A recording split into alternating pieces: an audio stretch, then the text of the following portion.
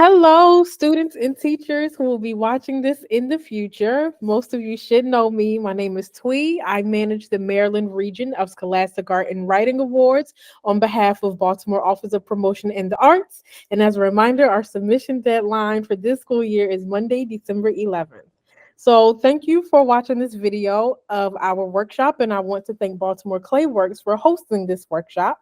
We're going to hear from some professional sculptors and ceramics creatives about their crafts and their journeys to hopefully inspire our Scholastic students who want to pursue sculpting and ceramics in college or as a hobby or as a career. We are, of course, recording this session so that we can share it with you. And as you watch this video, if you decide that you want to reach out to Baltimore Clayworks, I will include their contact information at the very end of this video. So I hope that you enjoyed this session. And with that, I turn it over to our panel. Thank you so much for that introduction. I know that we can all go around and introduce ourselves. There is one person who is not present, but they are in video, so we'll play their message first. And I'll introduce myself. So my name is Christina Marsh. I am the Director of Community Arts and Engagement at Baltimore Clayworks. My name is Audrey, and I am the AmeriCorps resident at Baltimore Clayworks. Hi, I'm Shay Kister, and I'm one of our long-term residents at Baltimore Clayworks. Okay, and let me be that technology person that I would be. Hey,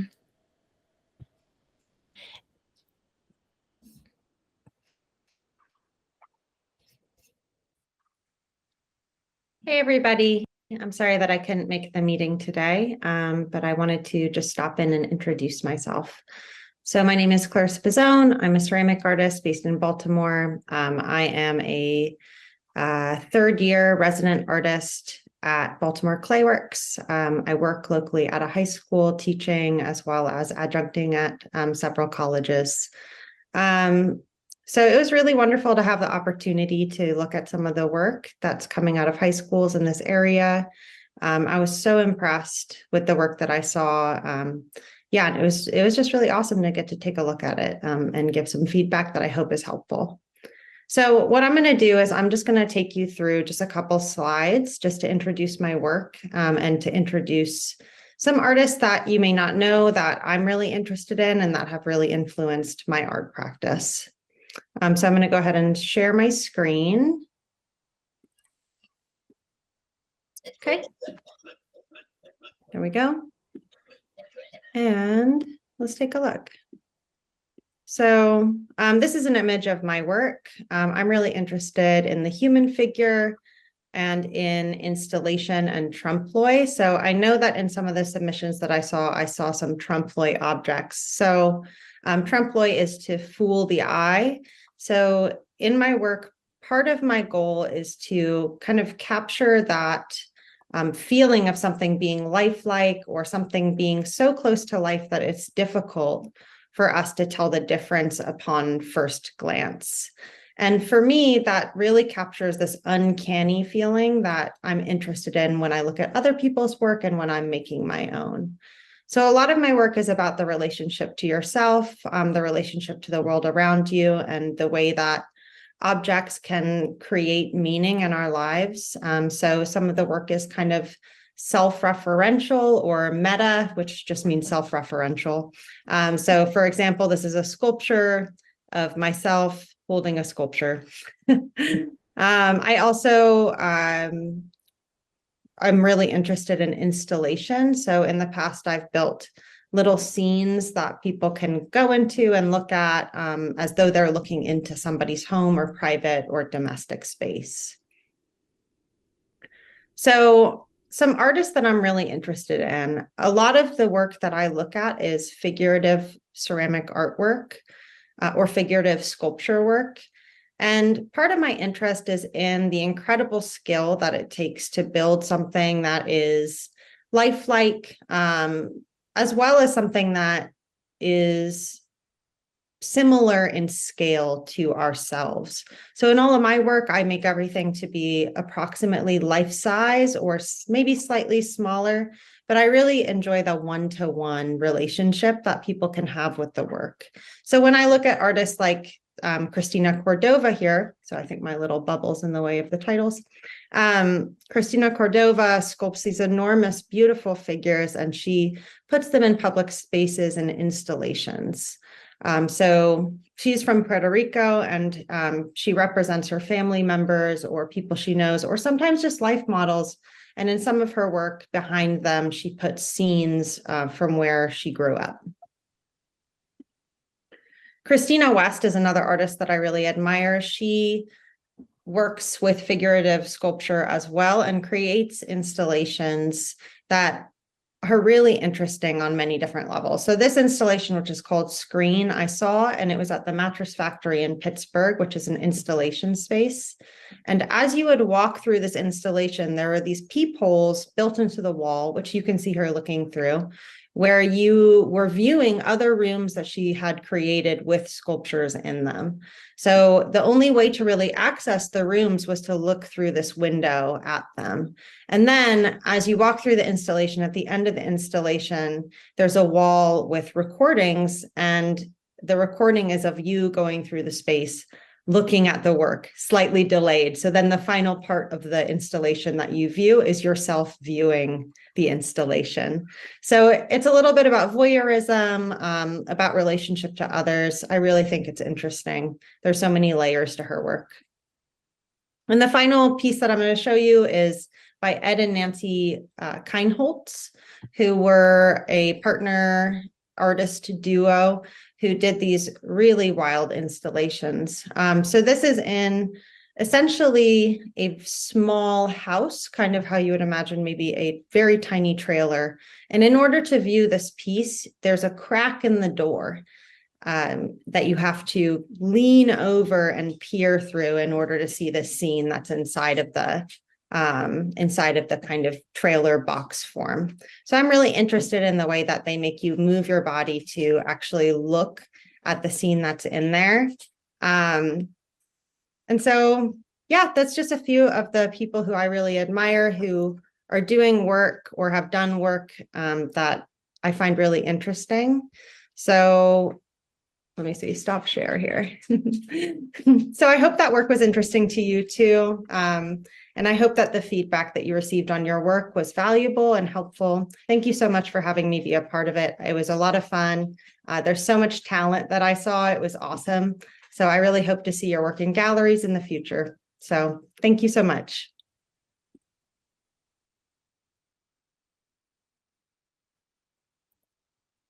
So now I'm going to talk a little bit more about my work. I actually have a fiber arts background. I was a fibers major at MICA, Maryland Institute College of Art, and I graduated last year.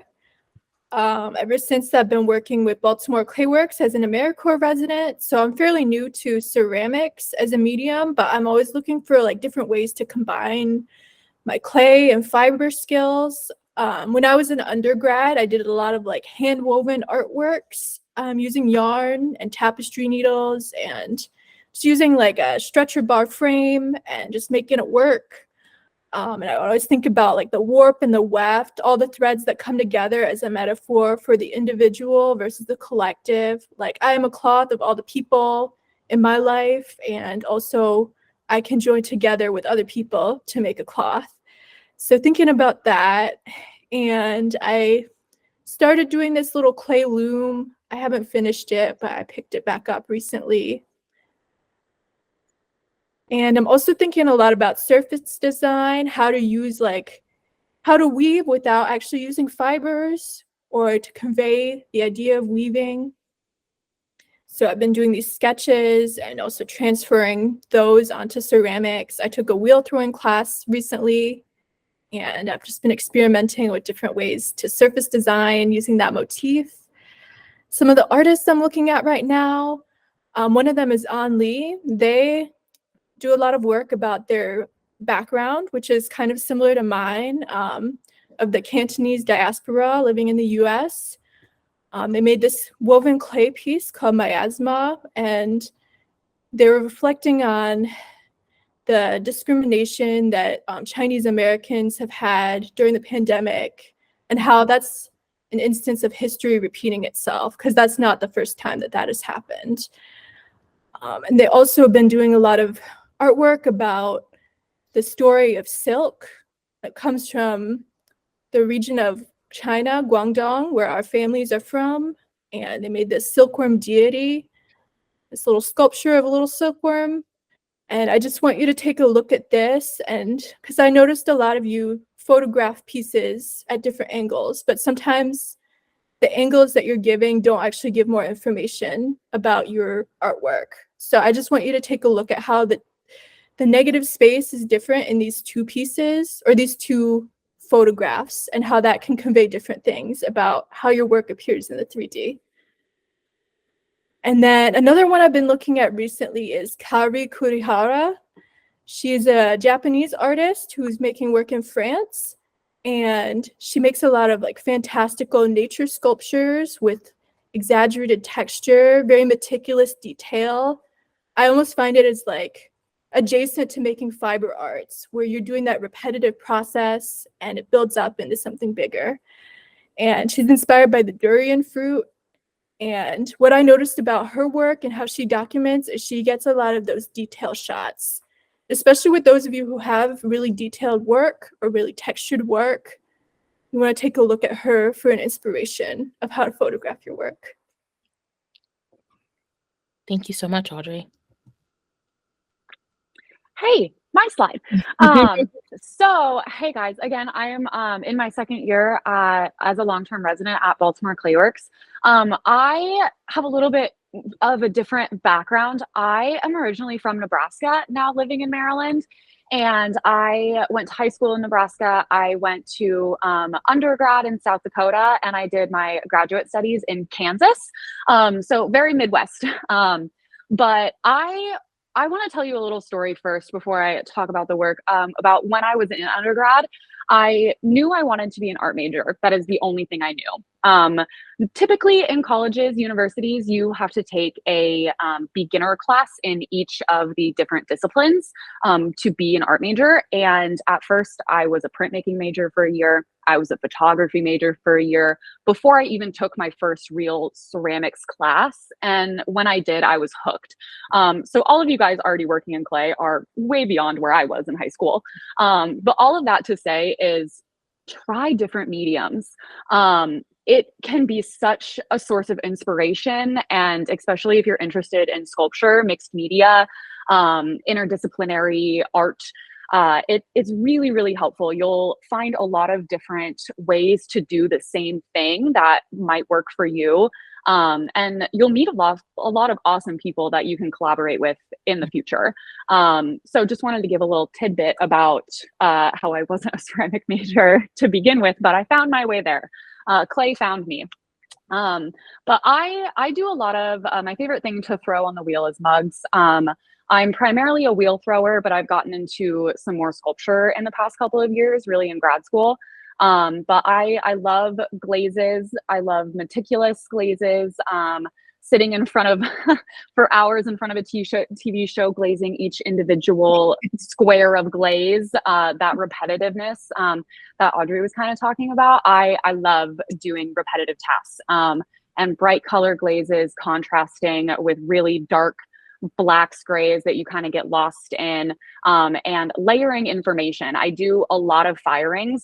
Most of these mugs in these photos have been through a kiln at least 5 times to achieve all of those layers on there, firing at all different temperatures. And I do a lot of spiky mugs as well. And I'll talk a little bit more about the spikes in the next slide. So I also do some sculptural work, most of it with spikes. I started that in grad school. Got a little bit more conceptual in grad school. Most of my undergrad but was focused on the skill of the wheel, the skill of glazing, the skill of atmospheric firing. And then when I got to grad school, I really felt prepared to inject context into that work, and with all of my different layers. And that's really how I achieve that context, is through those different layers. I find it really necessary. And so the spikes really come from a place of having these comfort things transform into a place of discomfort. The black and white spiky sculpture as an idea started out as a bathroom floor. So this bathroom floor checkered is coming alive. I've made larger iterations of this and acting like it's kind of moving, coming to get you sort of thing. And the squares for compartmentalizing things in your brain from that idea, making it 3D physical in the real world. Couches, a place of discomfort, or a place of comfort, moving towards that place of discomfort, hence the spikes, hence the kind of crackly glaze on the spikes. And the bottom left couch has material called flocking on it, which is kind of like loose felt. It's the same thing they use for fake Christmas trees to get that snow effect, just a different type of flocking, but using that as kind of like a fuzzy material to emulate a different sort of emotion when you're looking at it, when you're seeing it. Also colors. Colors play a big deal in my work to emote emotion. And yeah, sorry, a lot of information all at once. But I found kind of struggling between functional work and sculptural work. And so if you feel that way, you can make both, I promise. Other professors, other teachers have told me that. No one has ever told me that I need to pick either functional work or sculptural work. And somewhere in my brain, I got it in that I have to choose. You do not. I do not need to choose between functional and sculptural. You can do both and you can thrive in both. And I just wanted to make that point. But on the next slide, I have some inspo. And oh, no worries. I take a lot of inspiration. First and foremost, I love to drive. And so taking photos, stopping on the side of the road and taking photos of sunsets, or how the water, when it's raining, is gliding down my windows, or clouds. I do a lot of inspiration from clouds. So on the drives, whether that's in Nebraska, South Dakota, Kansas, now Maryland, like it's absolutely amazing. The scenes that I see. Sorry, fire truck in the back. And then old family photographs made into drawings that I did in grad school, journal entries, old high school yearbooks from my parents, taking inspiration from that. I do a lot of self-inspiration from my past. But some of the artists that I'm super into right now, as you can see, mostly for their surface work, their layering. On the bottom left is Tony Young. He is incredible with layering his underglazes, his glaze. He's made his own kind of mini silk screens to get the duck and cat images. Super cool underglaze decals. If you've never heard of those before, think temporary tattoo. You put an underglaze side down on your piece and kind of dab it with a damp sponge or a damp cloth or something. And that's how you transfer temporary tattoo style. They're super, super cool. If you just Google it, a million things will pop up. In the middle, Nick Giancopoulos, he was my professor in grad school, and he really got me thinking more contemporary, more found art. He does these giant ready-made tiles. He mixes his own glaze, pours it on their fires, and then does overglaze decals, which is exactly how it sounds, over the glaze. So it's a separate firing after the glaze has been fired. And then he likes to put these big, gaudy, ornate frames around them and hang them. They're gorgeous. They're beautiful. They're huge. They're absolutely huge. This photo does not do them justice. But he got me thinking a lot more contemporary, like in grad school. And I will forever thank him for that. And then on the very right is Dita Mert. She's absolutely amazing. I actually, one of our other residents here at Clayworks, Patrick Bell, went to school with her back in the day. So we kind of had a connection there, but she's lovely. She does also so many detailed surface, and so detailed. I think you might be able to make out on one of those mugs, very tiny little dots stippling all over the place. So time intensive, so meditative with yourself. I really love that part of the process in ceramics when decorating can become a time to sit with yourself and be meditative and to really slow down. I feel like with all of our life deadlines, we're like, go, go, go, go, go, make, hit that deadline. But I feel like if you allow yourself enough time, the decorating process can be really transformative and meditative, and you can really sit with your work and decide what it's going to be, decide the vibe that it wants to have. And then the outcome just makes it that much more special because you've spent so much time on a piece. But yeah, those are my inspirations. And as you can tell, photos, Instagram photos, backgrounds definitely can differ from submitting work to shows or for application of photos. So just when you're taking your photos, decide whether it's for your own personal feed or if it's for application eyes. Just something to keep in the back of your mind always. And don't forget to take photos of your work. I never took photos in undergrad. Take photos of your work. If you forget everything I've ever said, take photos of your work. Document. That is all. That is what I will leave you with. Thank you so much, Shay. And so this is a work of art by myself. Again, my name is Christina Marsh.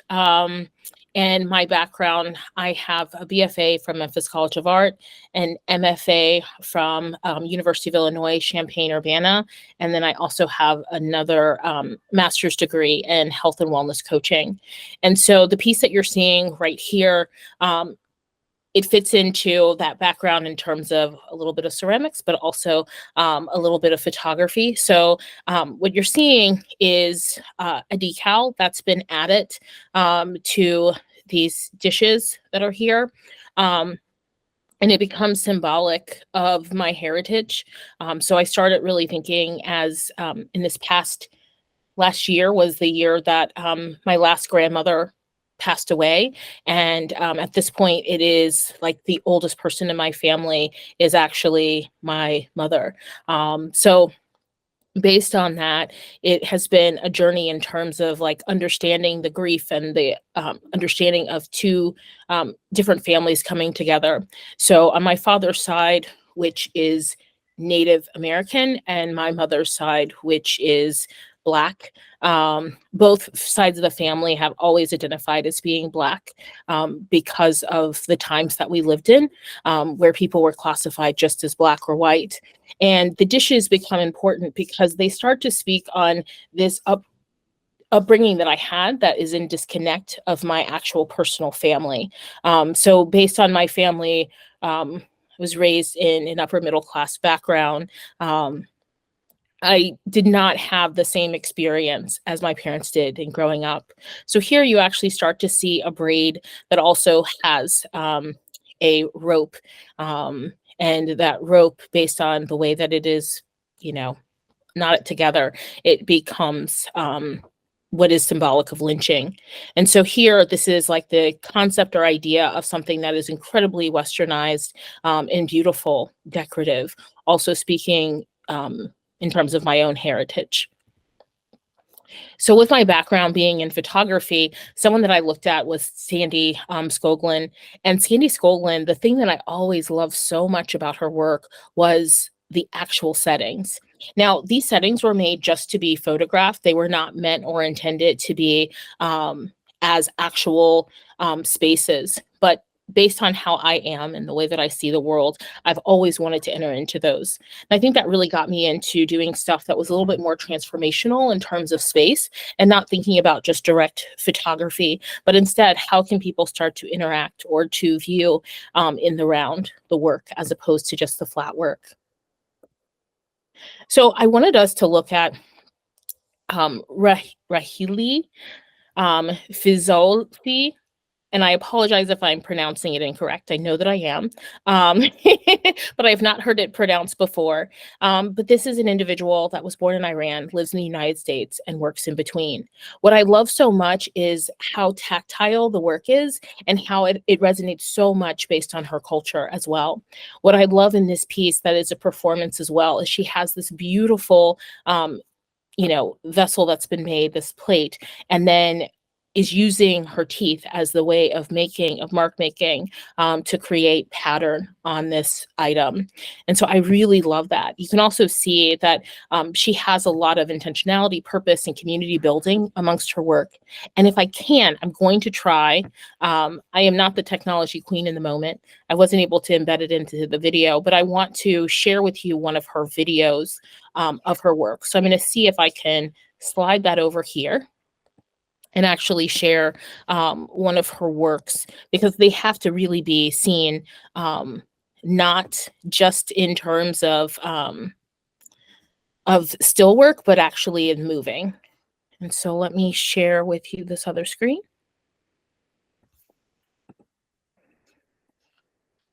So I think this piece is incredibly beautiful, and I think that you'll understand the why as we begin to look at it. I'm going to leave the text at the top so you're in a position to understand what you are seeing.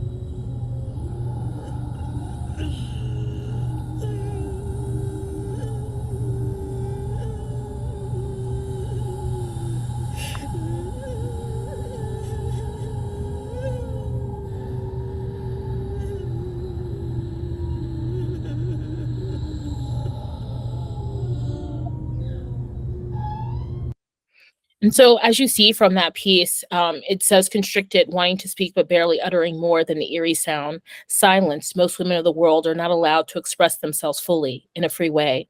Like diphtheria, which spreads through the air and through direct social contact, efforts to limit free speech begin to take hold from within. The installation is a metaphor for all forbidden voices across the world and throughout history. Women in the Middle East in particular struggle to make themselves heard, but with great difficulty, as if stricken by this terrible disease. Is there no vaccination that could protect society from such a malady? Sorry. Freedom of speech thrives through daily exercise in a healthy political environment.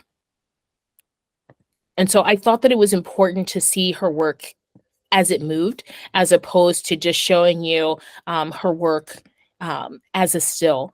And that's one of the reasons why I'm really attracted to the things that she makes.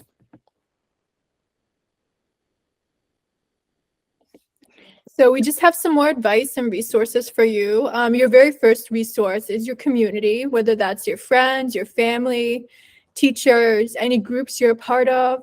You can always ask them for feedback, and just consider like who it is. Like, do you feel like you value this person's opinion? Do you feel like it's getting you where you need to go with what you want to communicate with your work?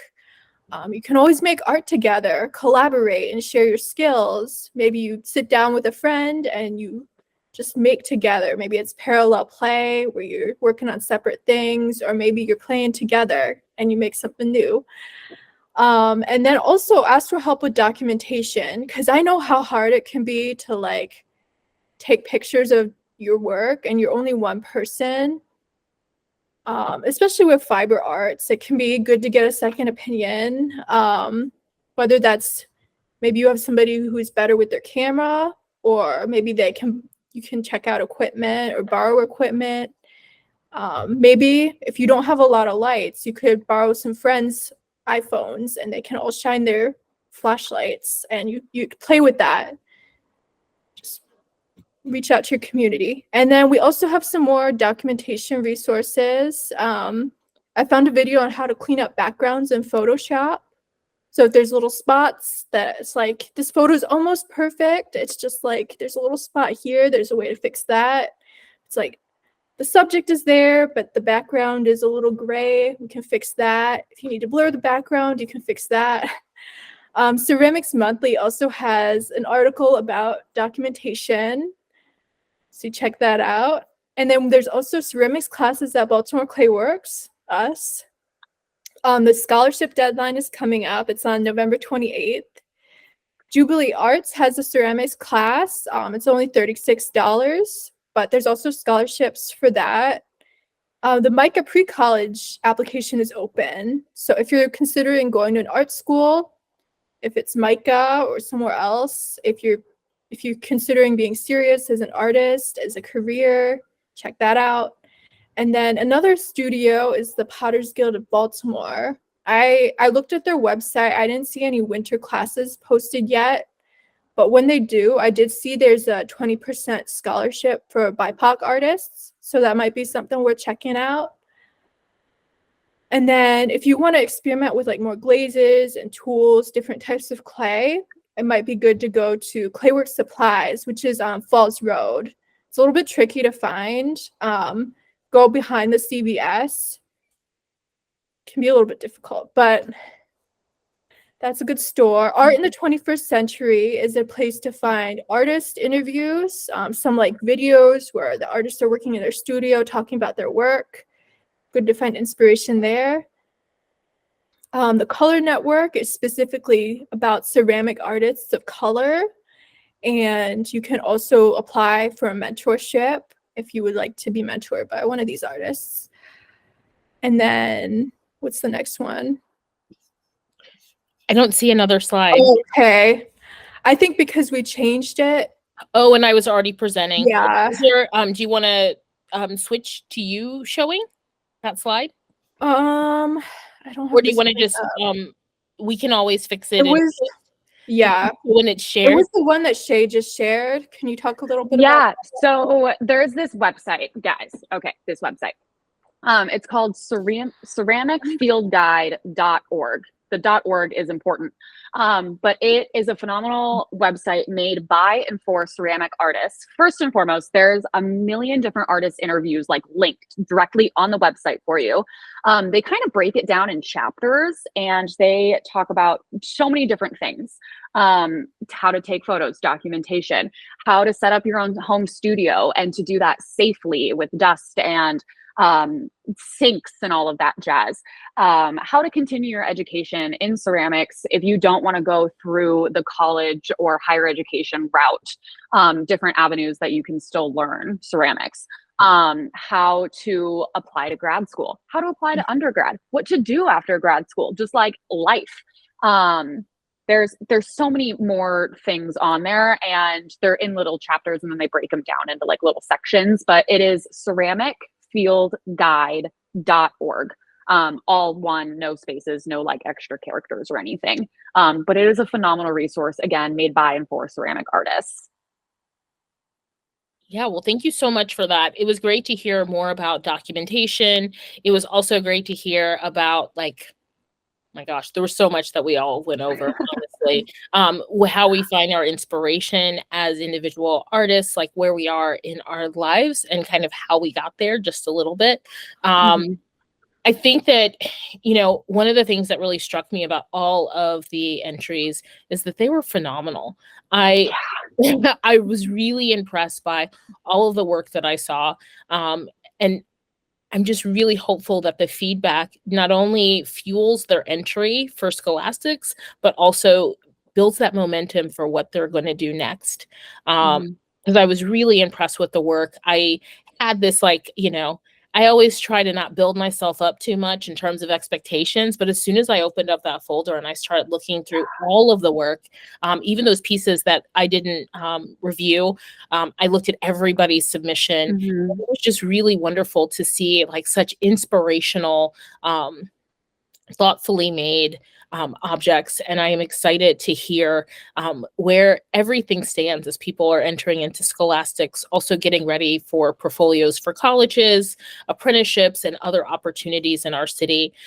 So I have so much gratitude for those who are brave enough to share, especially with people who at that point were strangers, Hopefully we don't feel as much like that. We are accessible, we're in your community, and just know that we're here to support your progression as an artist. Awesome. Thank y'all so much. I do have 3 questions based on what you said. So I forget who said they majored in fiber. I majored in fibers. Can you talk about what does fiber mean, as well as what are some like classes you took as a fiber major? Yeah, so I think at MICA, where I went to school, fibers is like classified as like any art that uses soft materials. So that can be, and soft can be very broadly defined, like when you get to like basketry and like that is very stiff to work with, but it's pliable. There's the artist Ani Albers who wrote that article called Pliable Plane that talked about like the relationship between textiles and architecture. So it's like there's a lot of like emphasis on repetition and how that like builds up into a bigger thing. So fibers can be really broad. It can be like making a piece of cloth. It could be making a piece of cloth into something. So it could be like a soft sculpture or a garment. So it could be fashion. Could be a lot of different things. Yeah. Paper making, that was my minor. Making, printing on textile, weaving textile, quilting. I took a lot of classes in natural dyes while I was there. There was this big natural dye initiative. So I learned a lot about how to get color from plants.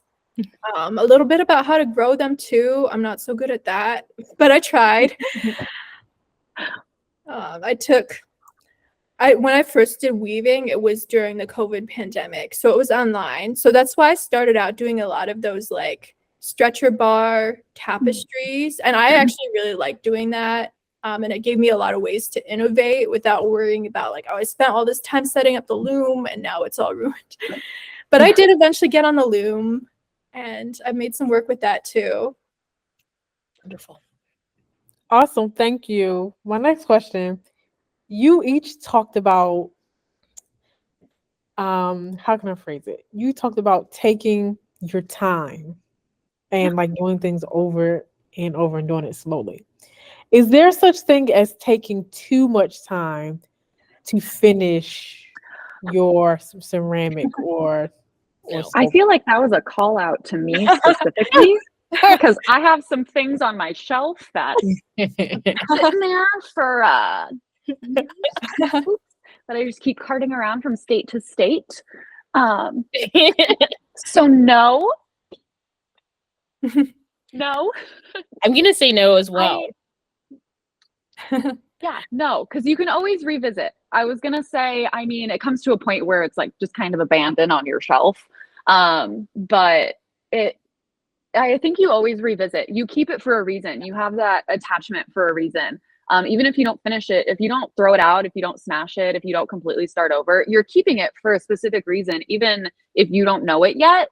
And I think sometimes having it there just on the shelf, it's always the possibility we could finish it. It's always the possibility of, oh, that could be a demo. Oh, I can collab with a friend and finish that piece. And no, yeah. No. I think, I mean, for myself, I think that oftentimes I've noticed the circle in terms of my work. So when I was finishing undergrad, a lot of my work had to do with family history and place. And so now at a time of like just revisiting and having a family that looks very different than it once did, I'm revisiting a lot of that work. And I'm actually seeing how that work connects.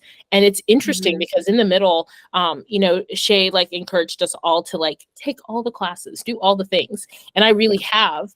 And I'll say that like going back to that work, especially when you find yourself in a place where you're not feeling as inspired based on just taking the walk outside, shooting the photographs, looking at things in nature, it feels really good to be in a place where you can look at this older work that you have and actually see it with new eyes, and revisit what those concepts are, what those ideas are. Sometimes our our ideas are so complicated that we actually need years before we can start to articulate what it is that we're making.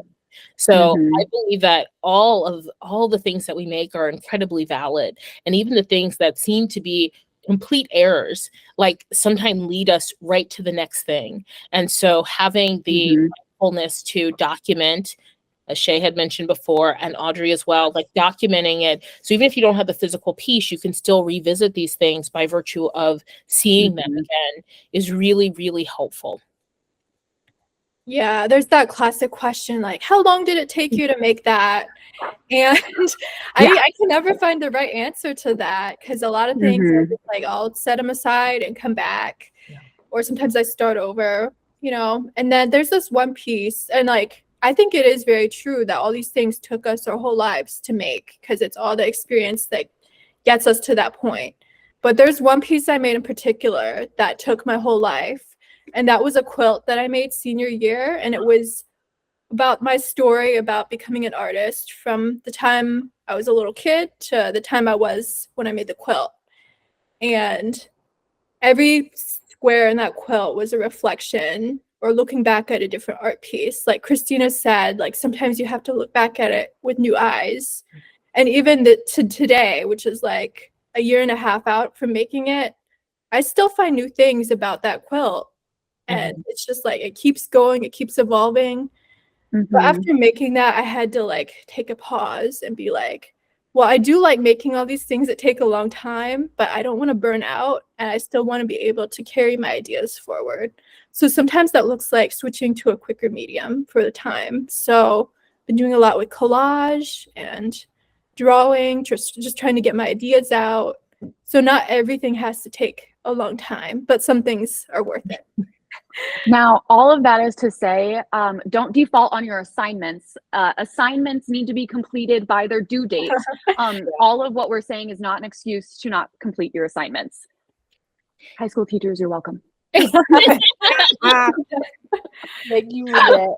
And then my last question is, can you talk about how can you make money being a ceramics artist or a sculptor? Still trying to figure it out a little bit, but we're doing it. Sometimes, as annoying as it sounds, and you probably hear this from everybody about like making money in art in general, sometimes you're gonna have to take that job you don't want. Sometimes you're gonna have to take that part-time data entry job that you're in front of a computer all day, hating sitting inside, to pay the bills. Sometimes you got to pay the bills. But what I have done is, well, first and foremost, I went to grad school and I, about maybe 50% of the reason why I went to grad school is I've always kind of been interested in teaching at a college or university level setting. And if you get your MFA, you are able to teach ceramics at a college or university setting without having to take like education courses going that route. I still believe you need to do that for high school or for elementary. But to do the college or university level, you just need an MFA. I mean, you need other things too, but you are required to have an MFA. Jobs are hard to get. So there's, to get Yes. something that's full-time, a lot of us will notice, I mean, I've adjuncted at MICA and a couple of other colleges that are here in Maryland, and I've taught full-time at some other universities and colleges. The thing that I'll say is that getting that thing that is tenured is hard, and the world of education has deeply changed. So like, an institution like MICA for a long time has had a lot of adjuncts. And so adjuncts are part-time instructors and they're not there the full time. It means that they're also not given any benefits, like health benefits, which equates to a difference in teaching. I mean, there's not, some people are really committed. I feel like I've always done my students justice, but it is very difficult because you're only paid for that contact time and you don't have any benefits, for many, many years. Like as I was adjuncting, I additionally had another job doing administrative work like I am now. And so you have to think about what's that balance. The thing I loved is the creative ideas, the inspiration in the classroom, having like really stimulating conversations, always looking at art and artists, that felt really good. And so that helps feed my art practice. And some people, they're fine with being at the post office all day and then going into their studio. It really has to deal with like the reflection of what is it and how do you see your life? Some people are fine with the act of, doing a whole bunch of different things. But, a mindfulness is that you can always also seek representation with a gallery and seek opportunities like Shay has and myself as well with residencies that equate to these longer term opportunities. I am a person who, I have pieces that museums have bought. I have I have my own little world of success within the art world. It still means I have to work every single day, sadly, and not just solely on my artwork. And so it's really about like making money. I don't think that that's ever the reason why we make. I think that it's really about, and there's a lot of crafters and there's a lot of people who will just replicate something that's successful and it equates to them always having money in their pocket.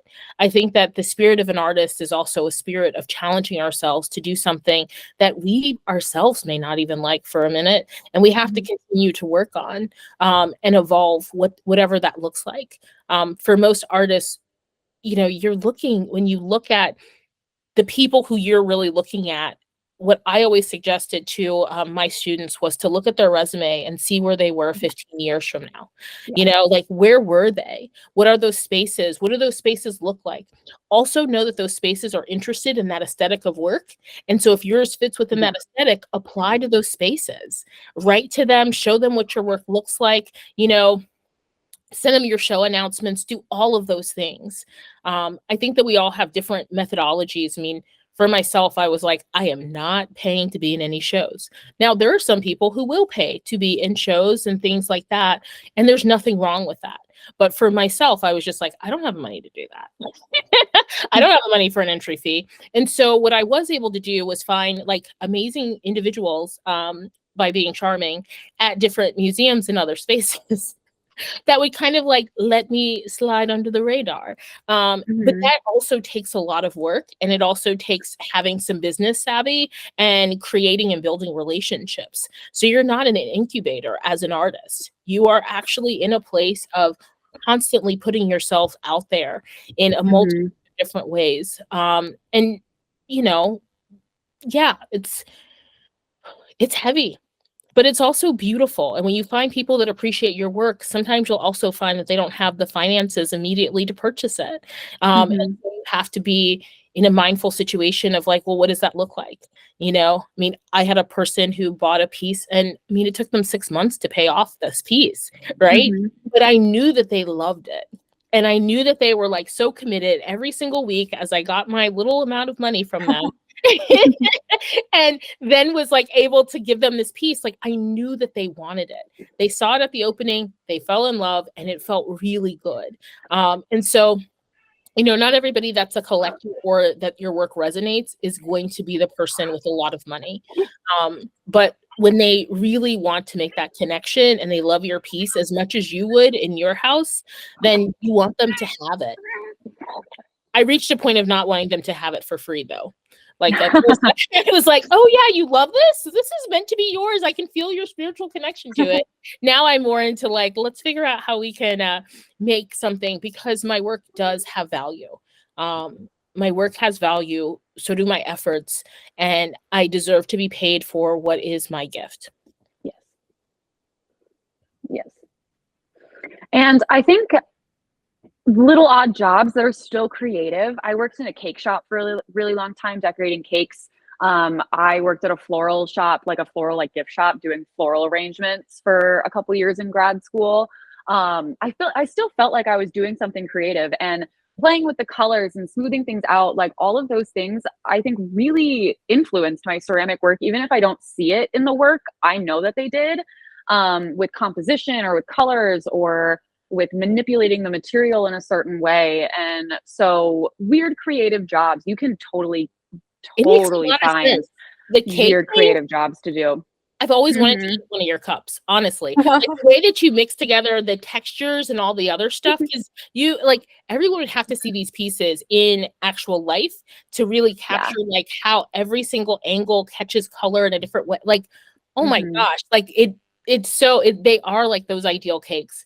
Maybe we can make it that people actually buy your pieces as opposed to getting a cake for a wedding, because Oh, wouldn't that'd that be so be, fun. yeah, everybody takes a cup that's there. That would be amazing, I'm just saying because honestly. Oh, I wanted to say, I'm a really big advocate. This is like kind of off topic from what we were talking about, but I'm a really big advocate is Instagram is research. Messaging those Instagram artists, about 90% of those artists you're going to message are going to be so, so nice and so forthcoming with what material they're using, what glazes they're using, what temperatures they fire to, their firing profile, how they got whatever weird questions you have, 90% of the time. Now there's the 10% that's like, take a workshop with, and then I'll tell you, like, no. 90% of the time, artists are so helpful and so nice, and they're going to respond to you and tell you all of their secrets. And networking and Instagram is research, and don't be doing all the weird stuff on Instagram. Actually use it as research. I mean, when I was making a new handle style, on Instagram, I'm like, handles, ceramic handles. And I scrolled until I was like, that, how do I make that? And I messaged the dude and I was like, hey, do you have like a video of you? And he was like, oh yeah, if you scroll back like a couple months on this day, you should find one. He was so nice. Yeah. So it never hurts to message your favorite artists or message people that are inspirations to you, to just nitpick their brain. I just wanted to let everybody know. Topic of networking, if you go to art Yeah. school or if you don't, like be kind to everybody. Yeah. Get in touch with your professors. If you have any questions, don't be afraid to ask.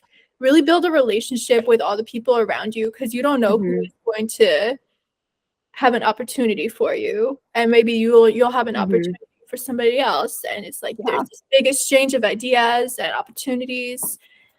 In your high school, our teacher does really matter. I mean, mine is my friend on Facebook, and like she has sent me pictures from shows in museums that she's been to, and she's like, I just saw your piece and this looks great. And I'm like, wait a minute, let me look at that piece a little bit closer. I'm nitpicky, but it is, I mean, she's been a great advocate, an ally, and have a mindfulness, like as you're asking for recommendations and those things like that, it's a constant build. And so, I mean, there are opportunities that are instructors that you have right now. Like the networking starts now. The people who you're sitting next to are the people who are your greatest resource, because, even for myself, Shay, as you're talking about like writing people on Instagram, I definitely have done that. But I also was someone, when I was in school, I literally wrote to like, the gallery that represented someone. And this was when I was in graduate school, and they came to do a talk at the school later because I was like, I just need to meet you in person. And how much money will it cost? I'm going to get this together. And so those kind of communications and stuff, they do filter through, but like, sometimes we have instructors and their ideas might seem a little bit antiquated, but they still work. And like, so thinking about like, who are those resources, because someone like myself, where it's like, I'm writing a letter, as opposed to sending the email and things like that, it still equates to like that touch point of communication and showing interest. Like flattering someone is the best way ever.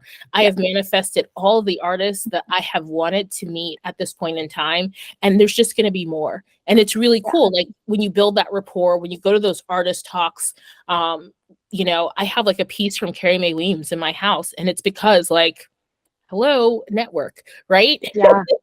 I do not have very much money, you guys. That's not what I'm talking about. Literally, it's because it's like, oh, hey, I'm really curious. And I mean, it's funny because I crossed paths with her in undergrad and then at graduate school as well. And it was just amazing because I was like, hey, I really do. Now, not everybody is nice as she is. For sure. But it is one of those things where you just never know. I have some beautiful pieces that I've traded with individuals who are like, have way surpassed myself in terms of like how they're represented in the art world. And it feels really good. So that networking that Audrey is talking about is the thing. I mean, everyone is connected. You have to extend yourself in a way that you are nice, as she said. Yeah, you have to be able to give just as much as you're asking for. And Mhm. don't be transactional though, because you can tell when somebody is like trying to be close with you because they want something from you, or Mhm. sometimes you find out later and that really sucks. Mhm. Mhm. So yes, be I kind, mean, that's be generous. Yeah, great advice. For you seniors out there, if you are thinking about wanting to go to an art school, look at the professors that are teaching there and honestly, all of the art areas, like ceramic specific, if you're thinking ceramics, but all of the areas. Look at the grad students, what their work they're making, the professors, what their work. If that school does not resonate with what you want to do with your work, look at other places. That's always still an option. But it really, I know a ton of people who have gotten into undergrad or grad school and they don't vibe with their professors. They don't vibe with their cohort, and they end up transferring schools, or, they want to learn this, but that school doesn't have that piece of equipment. And they're like, well, why am I here? And so they find a different school that has what they're looking for. So do that work up front, so you know exactly what type of program you are walking into, and you are not surprised or disappointed or anything with what your professors are going to be teaching you. When I went to grad school, Nick's work, my professor in grad school, super contemporary, super bright colors, super like mixed media work. If I was not interested in doing that, that probably would not have been the best place for me. So really research what that school is doing in your preferred area of art, or just like in general. Yeah, and go to But yeah, portfolio day. That's another way to yes. network. I chose my Mhm. school mostly because when I went to portfolio day, I felt like I had the best conversation with that rep. Yeah. And also because I built that relationship with the rep. So when it came time for scholarships and, I didn't get enough money from Micah, then I could be like, well, I got money from this school and can I Mhm. negotiate? Yeah. I would Yeah. also say that in alignment with what Shay is saying, um, you want to know how often some of those professors teach, because someone could actually be on that list of professors, but they only teach every 5 years, or they Right. only teach a couple of workshops or what have you. So please know, and it doesn't always happen in art, but it does. But a lot of times in other areas as well, they want to have the notoriety of having a really high profile person. But in all honesty, Mhm. in the time and the duration that you were at school, you may never be in their proximity ever. So you do want to, Come um, talk. you do, you do want to be in a position of knowing how often that professor actually teaches, whether or not they'll have time for you. Someone who is deep in depth with their work is not necessarily going to have the time to then also make time for you. In graduate school, I loved taking these long walks with my professor and her dog. And I really was in a position that I could, go and have breakfast with another professor and do this and that when you're a graduate student, because I was in a cohort of only 5 students.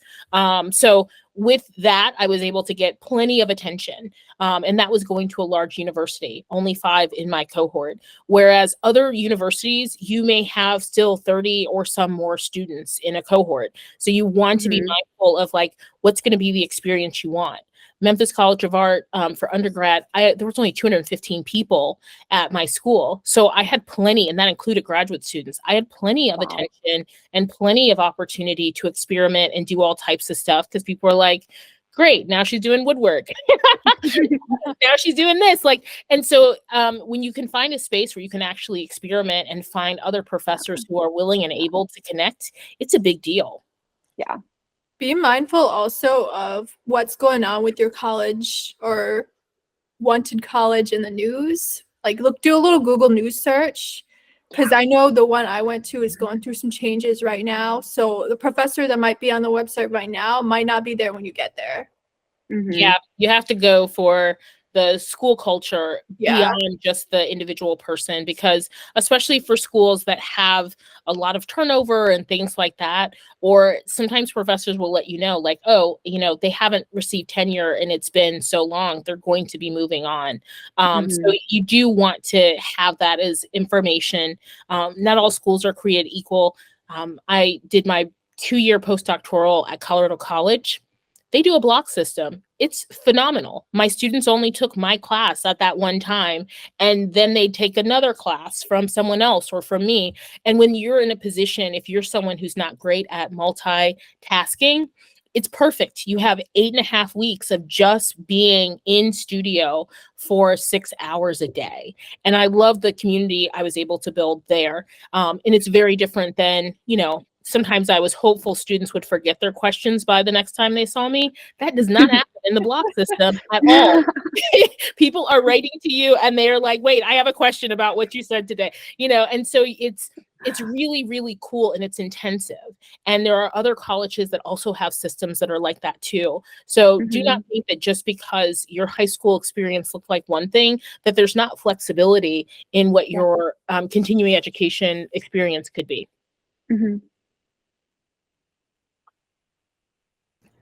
Awesome. This was amazing. Thank you all, and big thank you to Clayworks in general. Thank you so much. And again, y'all's Clayworks contact info. And if you want everyone's contact info to be on like a closing card for this video, it will be, so that the students and teachers can reach out to you. Thank you all. I'm going to stop the recording.